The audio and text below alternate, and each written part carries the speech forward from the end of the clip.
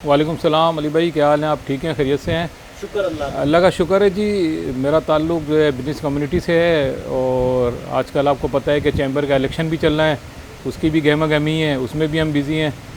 आजकल बिज़नेस के हालात ख़ास तौर पे कराची की अगर बात करता हूँ तो कराची की हालत तो आपको पता है कि क्या है।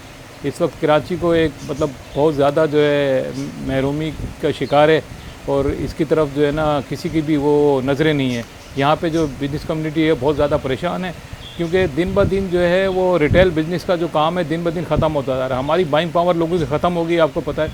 और बाइंग पावर ना होने की वजह से जो एक्सपेंसेस हैं दुकानों के और सुपर स्टोरों के और चीज़ों के वो अपनी जगह हैं। तो फूड तो आपको पता है ज़रूरत है इंसान की, खाने पीने की चीज़ें इंसान को चाहिए ही होती हैं, लेकिन नॉन फूड आइटम जैसे सूट हैं, कपड़े हैं, गारमेंट्स है और आइटम है तो उनकी परचेजिंग और बाइंग जो है बहुत कम हो गई है, जिसकी वजह से दिन ब दिन ये प्रोडक्ट और ये जो सेक्टर है एक बदहाली का शिकार होता जा रहा है। खैर फिर भी हम तवक्को करते हैं अपने हुक्मरानों से और तमाम ऐसे तबके से जो कि हमारे मुल्क के हालात को बेहतर करने में किरदार अदा कर सकते हैं। उनसे हमारी एक ही रिक्वेस्ट है कि खुदा के वास्ते ये मुल्क पाकिस्तान हमारा अपना मुल्क है, इसके लिए हमने बड़ी कुर्बानियाँ दी हैं। इसके अंदर अभी भी पोटीशन बहुत है। अगर हम लोग अपना किबला सही कर लें तो पाकिस्तान में इस कमाई के बहुत ज़रा हैं और हम ये IMF से भी जान छुड़ा सकते हैं। आपको पता है कि हमारी मादनियात हमारे मुल्क के अंदर बहुत हैं, लेकिन हमें एक ऐसा मैकेनिज़्म बनाना है जिसमें हर आदमी ने अपने मुल्क के लिए कुर्बानी देनी है। बाकी बिज़नेस में जो आप में सबसे बड़ी जो रीढ़ की हड्डी होती है वो होती है एक्सपोर्ट। आपको पता है कि एक्सपोर्ट में क्यों हमारा क्राइसिस क्यों आ रहा है कि एनर्जी क्राइसिस। आपको पता है कि ये अभी बहुत ज़्यादा इशू उठाया है फेडरेशन ने, पाकिस्तान चैम्बर ऑफ कॉमर्स ने, IPPS का, ठीक है ना। तो IPPS जो हैं इनकी जो हरदर्मी है और इन्होंने जो रेट बना रखे हैं अपने और जो ये खा रहा है, हमारी रिक्वेस्ट है गवर्नमेंट के आला हुकामों से कि आवाम के लिए सहूलत की राह निकालें, बिजली के बिलों में कमी करें और बिजली को सही तरीके से तमाम लोगों के जो है घरों तक पहुंचाने का ज़राए बनाएं। इसकी ये बहुत ज़रूरत है क्योंकि इंडस्ट्री की रीढ़ की हड्डी जो है आपको पता है मईशत जो है इस पर डिपेंड करती है। तो लिहाजा हमारी इंडस्ट्री दिन ब दिन बंद होती जा रही है बिजली की क्राइसिस की वजह, एनर्जी क्राइसिस की वजह से। तो मैं ये बोलता हूँ कि एनर्जी क्राइसिस पे ज़्यादा तवज्जो दी जाए।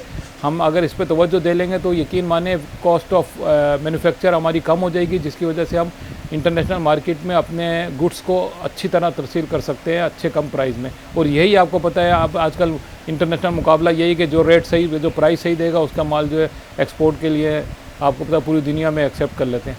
तो मैं बस यही कहूँगा कि इस वक्त पाकिस्तान एक इमरजेंसी हालात से गुजर रहा है। ख़ासतौर पे कराची की इंफ्रास्ट्रक्चर बिल्कुल ख़त्म हो चुकी है। सिंध हुकूमत से मैं कहूँगा कि बारिश के बाद जो रोडों का हाल है इसके ऊपर तवज्जो दी जाए, क्योंकि बिजनेस कम्युनिटी का सारा दिन रोडों पे आना जाना होता है। यकीन माने कि हम अगर अपने घर से अपनी मार्केट तक जाते हैं तो 2-2 घंटे हमें लग जाते हैं। तो मैं ये मेरी हम्बल रिक्वेस्ट है सिंध गवर्नमेंट से कि खुदा के वास्ते रोडों का इंफ्रास्ट्रक्चर को सही किया जाए, क्योंकि बारिश के बाद जो हाल हो गया रोडों का वो बहुत बुरा है। बाकी अली भाई क्या बताएं आपको कि इंटरनेशनल मार्केट से हम बहुत पीछे हैं, क्योंकि IMF की जो हमारे ऊपर पाबंदी हैं उससे हमें जान छुड़ानी पड़ेगी।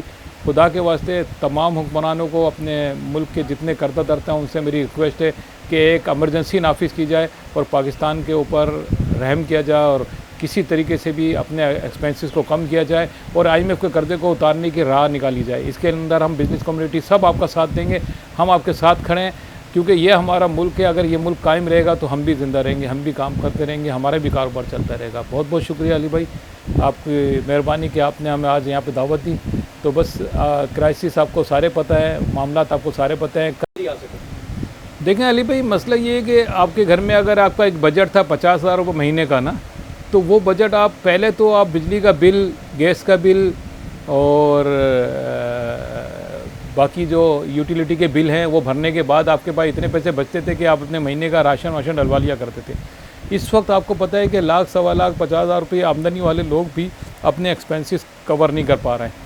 तो लिहाजा मेरी हुकूमत से बस एक यही है, क्योंकि आपको पता है रिटेल बिज़नेस में आप जानते हैं कि जितने भी ब्रांड वाले हैं और जितने भी ये सेक्टर वाले हैं रिटेल बिज़नेस के, उनका डिपेंड करता है कंज्यूमर पे। कंज्यूमर आपको पता है इस वक्त इतना पिसा हुआ है कि वो बिजली का बिल भरे, गैस का बिल भरे और पेट्रोल डलवाए या अपने बच्चों को पढ़ाए या अपना खाना या अपना पेट भरे। तो इसलिए वो जो एक बाइंग का पावर था वो ख़त्म होता जा रहा है, जिसकी वजह से दुकानों के और मार्ट के एक्सपेंसेस बढ़ते जा रहे हैं, एक्सपेंसेस कवर नहीं होते।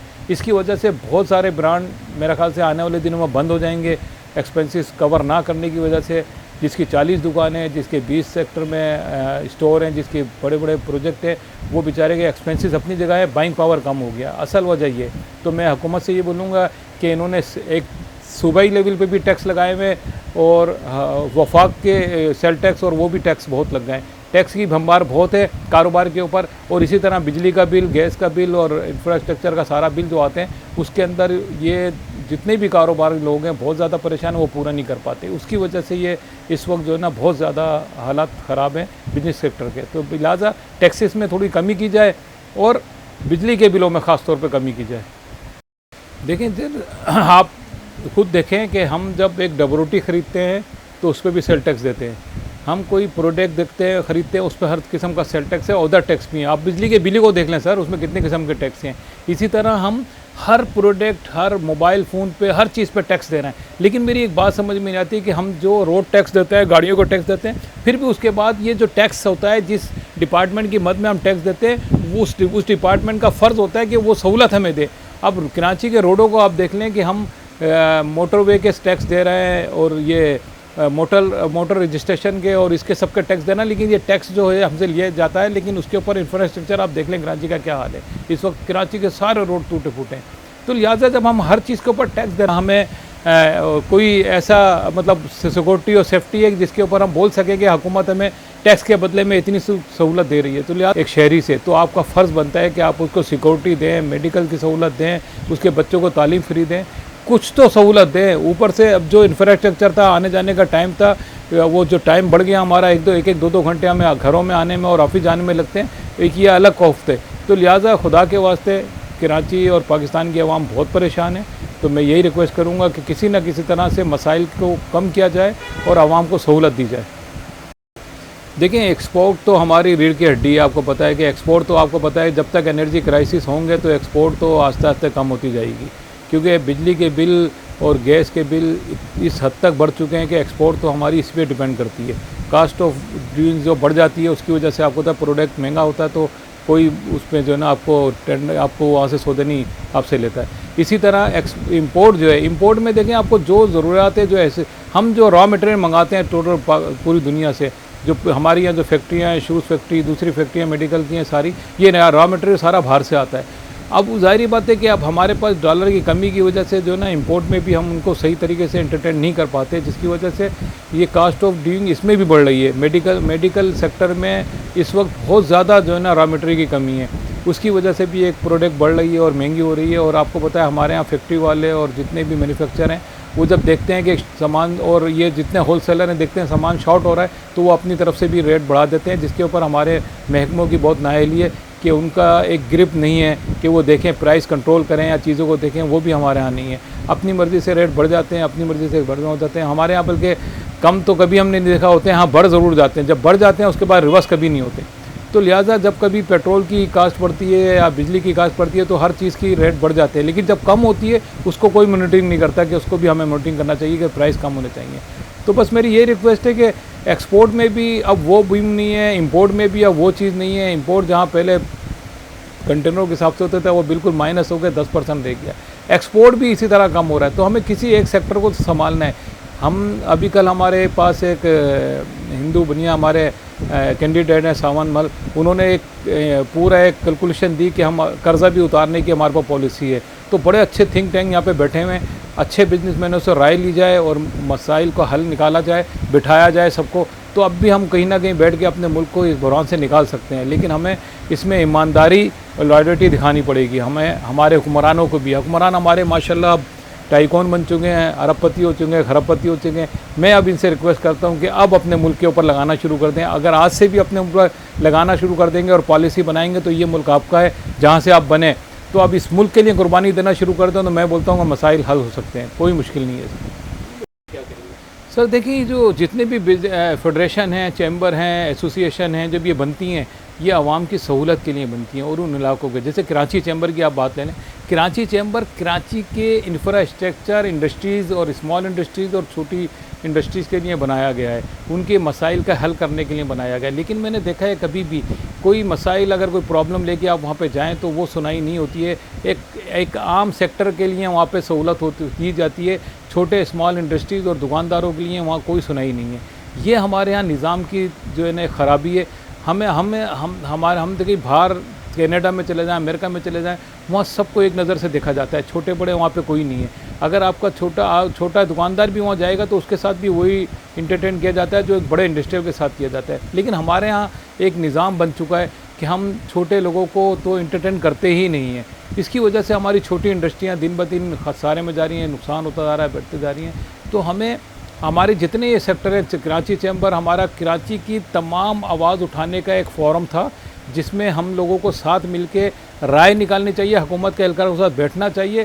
कराची के छोटी मोटी इंडस्ट्री के मसाइल और दुकानदारों के मसाइल और बड़ी इंडस्ट्रीज़ के मसाइल, इस कराची चैम्बर की एक प्लेटफॉर्म से हम आवाज़ उठा सकते हैं। आपको पता है कि कोविड के दौर में सबको जो है ना एक फ़ंड दिया गया था सब्सिडीज़ का, तमाम सूबों को मिल चुका है, लेकिन सिर्फ कराची का जो एक फ़ंड था तीसरा वो सिर्फ कराची को नहीं मिला। तो ये इसमें हमारे इदारों की नाअहली है ना। कराची चैम्बर को आवाज़ उठानी चाहिए थी, इसके लिए नहीं उठा रहा है। इसका मतलब है कि हम अपने मफाद की बात करते हैं और आवाम के मफाद की बात नहीं करते। तो यही हमारी कमज़ोरी और यही हमारी नाअहली है। तो हमारे इदारे, अगर हमारे एसोसिएशन और हमारे सेक्टर, बिजनेस सेक्टर, जितने भी हमारे बड़े फेडरेशन लेवल पे जो लोग हैं, अगर वो आवाज़ सही उठाएँ तो हुकूमत लाजमी इन मसाइल का हल निकाल सकती है।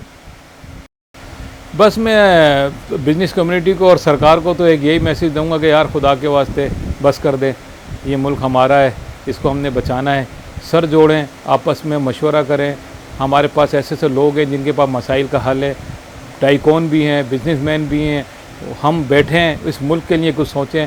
अभी कुछ नहीं बिगड़ा, अभी भी हम इसको अल्लाह ताला ने इसको एक हमारे ला इलाहा इल्लल्लाह मोहम्मद रसूलुल्लाह के नाम पे ये हमने मुल्क लिया था, तो हम इसको उसी पैमाने में ले जाते हैं। और दूसरा ये है कि मैं एक रिक्वेस्ट करूँगा पूरी आवाम से कि खुदा के वास्ते जो अल्लाह और रसूल का हमारा एक रोड मैप था उसको फॉलो करें। हम बग़ैर अल्लाह और रसूल के रोड मैप को फॉलो किए बगैर हम तरक्की नहीं कर सकते। हम झूठ बोलना छोड़ दें, हम मिलावट करना छोड़ दें, हम एक दूसरे का माल खाना छोड़ दें, हम एक दूसरे को के ऊपर ग़ीबत करना छोड़ दें, तो इंशाअल्लाह और कुरान और सुन्नत के जो तरीका है, जो रोड मैप है, जो जर्मनी में भी है, जो यूरोप में भी है, आपको पता है औसतन उम्र उनकी 100 साल है, तो हमारी 60 साल की, क्योंकि हमने रातों को जागते हैं, दिन में सोते हैं। सुबह उठने का हमारे रिवाज ख़त्म हो गया है। हमारी मार्केटें दोपहर 12 बजे 1 बजे खुलती हैं, जबकि दुनिया में सुबह 6 बजे 8 बजे काम शुरू हो जाता है और 5 बजे बंद हो जाता है। तो लिहाजा अपना किबला भी दुरुस्त करे आवाम।